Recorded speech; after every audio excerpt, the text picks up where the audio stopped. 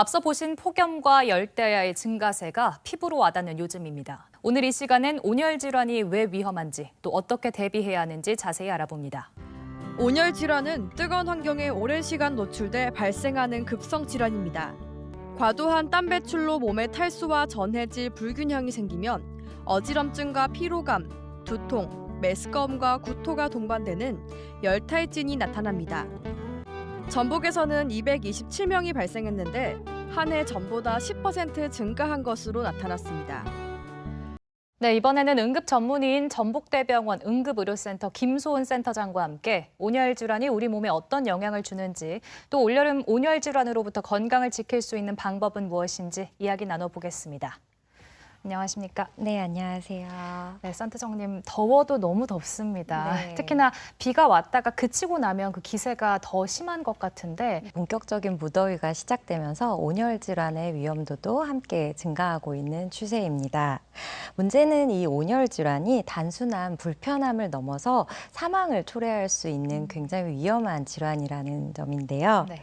특히 열사병의 경우에는 체온이 약 40도 이상으로 치솟으면서 의식이 떨어지고 우리 몸의 주요 장기인 뇌나 심장 또는 콩팥 등에 영향을 미치게 되면서 사망까지 이르게 되는 매우 위험한 질병으로 알려져 있습니다. 폭염에 반미라는 어르신들이나 혹은 야외에서 작업하시는 분들도 직접적으로 노출이 되잖아요. 노인의 경우에는 땀 배출이 많이 저하되어 있고 또 혈관 확장을 통해 체온을 조절하는 능력도 저하되어 음료수를 섭취하는 갈증을 느끼는 기능도 많이 떨어져 있습니다. 만성 질환을 앓고 있는 환자들 역시 증상이 불명확하기 때문에 이러한 증상을 빠르게 캐치해내는 게 필요할 것 같습니다. 초기 증상이 명확하지 않다는 게 무서운 점이라고 꼽아주셨는데 네. 그러면 우리가 고온에 노출됐을 때 몸에서 보내는 신호가 있다면 뭘까요? 좀 빨리 알아차려야 될 것 같은데. 네, 대표적으로 이런 고온에 노출됐을 때 나타나는 증상으로는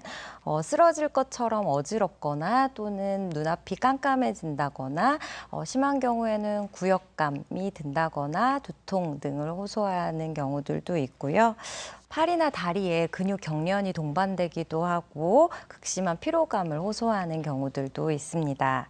또 피부가 붉게 달아오르면서 땀이 과도하게 나는 경우들도 있고요. 이와는 반대로 땀이 전혀 나지 않으면서 피부가 건조하고 빨갛게 달아오르기만 하는 경우들도 있습니다. 네.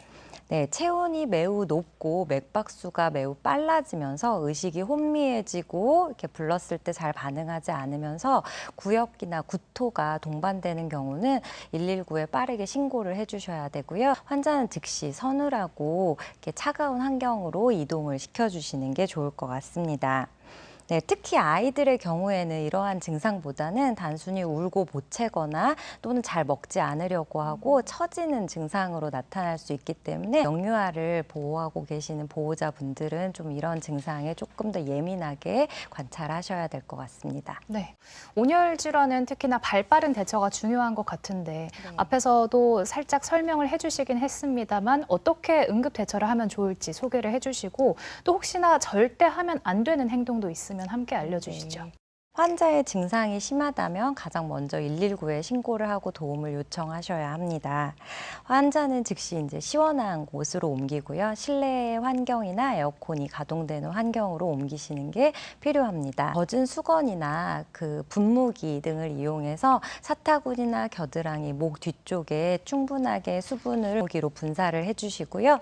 이후에는 선풍기나 부채를 이용해서 이 수분을 증발을 하면서 체온을 좀 떨어뜨려 주는 게 중요할 것 같습니다. 이 의식이 있고 환자가 명확하게 삼킬 수 있다면 이온 음료나 수분을 충분히 공급해 주시는 게 필요한데요. 다만 여기서 절대 유의하셔야 할 내용은 환자가 의식이 없고 잘 삼키지 못할 경우에 일부러 물이나 이온 음료를 먹이게 되면 신성 폐렴이 생기거든요.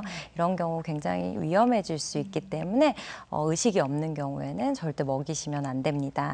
또한 환자의 체온이 높다고 얼음물에 담그시거나 또는 욕조에 차가운 물을 담가서 환자를 담그시는 경우들도 있는데요. 이런 경우도 절대 하시면 안 된다고 알려드립니다. 네. 특히나 뭐 질병이라는 게 예방이 더 중요한 거잖아요. 사실 대처보다는. 네. 뉴스 보고 계신 시청자분들도 연일 계속되는 더위에 힘들어 하실 텐데 이 온열 질환을 예방하는 건강관리법 알려주시죠.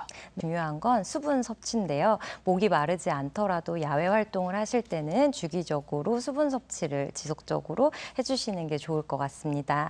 또한 일시적인 갈증은 해결할 수 있지만 오히려 탈수를 유발할 수 있는 카페인이 많이 들어있는 음료수나 또는 알코올 음료수 같은 것들은 야외 활동을 하실 때 삼가해 주시는 게 좋을 것 같고요. 네. 가장 무더운 시간인 12시나 오후 3, 4시까지는 좀 야외 활동을 최대한 이제 자제해 주시는 게 좋을 것 같습니다.